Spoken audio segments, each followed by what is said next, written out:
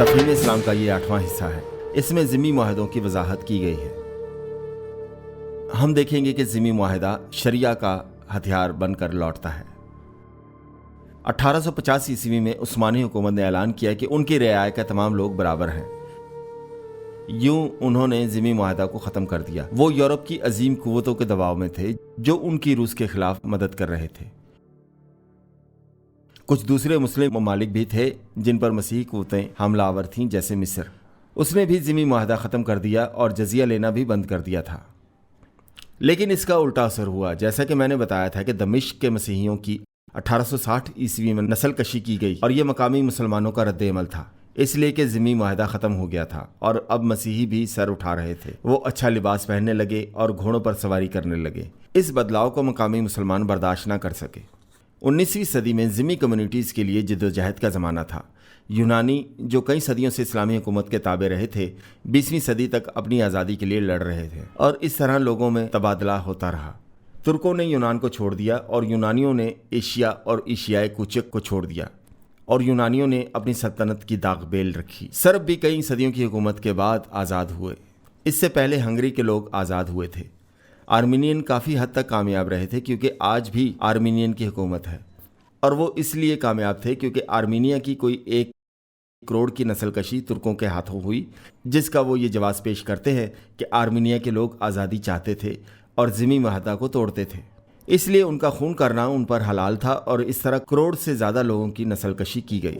1920 ईस्वी में असूरियों की भी ऐसे ही नस्लकशी की गई और फिर 21वीं सदी में उनकी दोबारा नस्लकशी हुई और ये अमरीकियों के तहत हुई।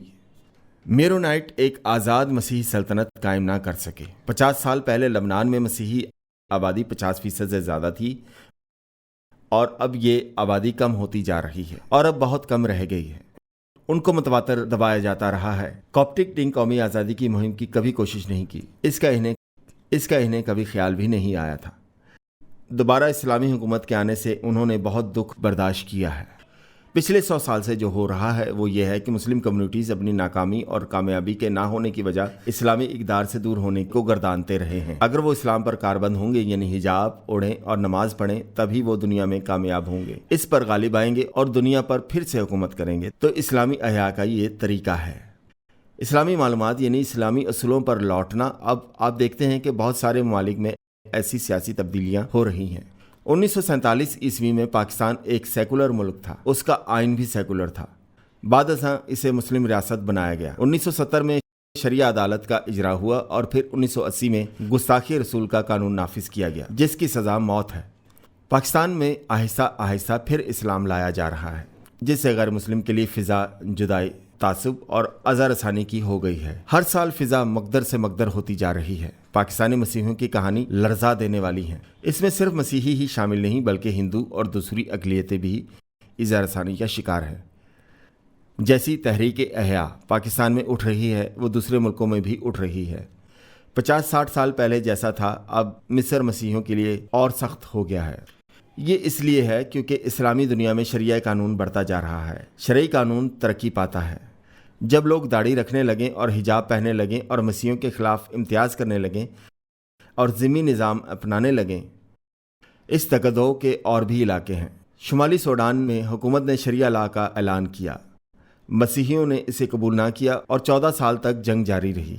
कोई 10 साल हुए। इंडोनेशिया में चंद हज़ार जबरन मुसलमान किए गए, उनका खतना किया गया और बाकी कत्ल किए गए। नाइजीरिया की शुमाली रियासतों की वजह शरिया ला का नफाज है। मसीहियों ने शरिया के नफाज से इनकार किया। अगर वो ज़िमी होना कबूल कर लेते तो शायद इन्हें कत्ल न किया जाता। करीबन 50 लाख मसीही बेघर हो गए। बुको हराम का हदफ ये है कि शरिया का नफाज हो। बिल क्लिंटन कहता है उनके तशद्दुद की वजह गुर्बत है, इन्हें तरक्की की ज़रूरत है। जब उनकी ज़्यादा तरक्की होगी तो ये परेशान ना रहेंगे।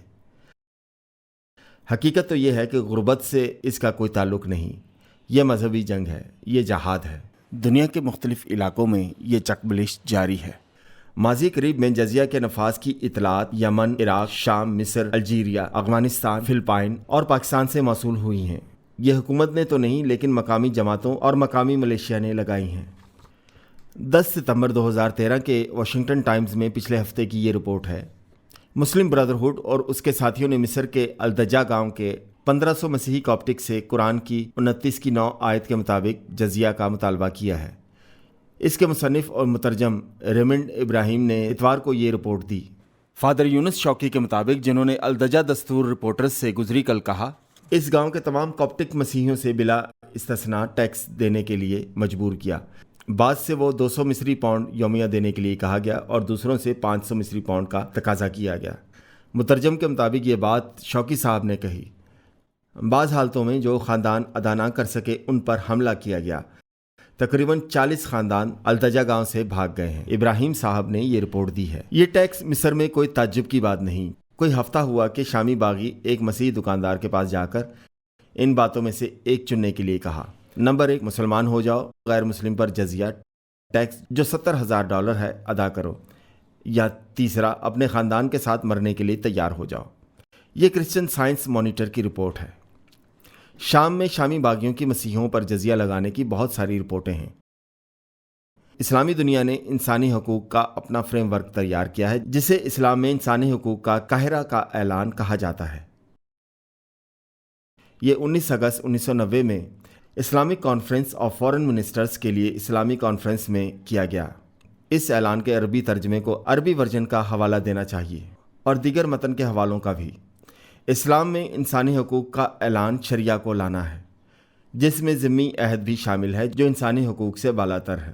اس لیے مسلمانوں کا آفیشیل نظریہ یہ ہے کہ ذمی نظام بھی انسانی حقوق کا ہی ہے، اس لیے اسے قبول کیا جائے۔ یہ قاہرہ اعلان اقوام متحدہ نے شائع کیا، لیکن در حقیقت یونیسکو نے اسے شائع کیا۔